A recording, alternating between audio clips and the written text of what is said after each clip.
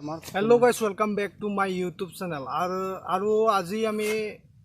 বহুত দিনৰ পিছত আজি ভিডিও এটা লৈ আহিছো আপোনালোকৰ মাজৰে যদি ভিডিওটো ভাল পায় লাইক কৰিব কমেন্ট কৰিব আৰু শেয়াৰ কৰিব সো ভিডিওটো আগলৈকে চাই থাকক থ্যাংক ইউ মই যোনজন মানুহ লৈ আহিছো দেখতে মানে বহুত সিস্টেমৰ আৱাজ দিব পাৰে সো আপোনালোকে চাওকচোন কেনে লাগে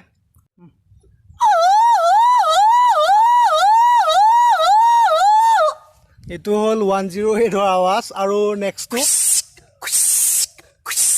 এটো কি আৱাজ হলা এটো বান্দৰৰ আৱাজ আৰু আৰু আৰু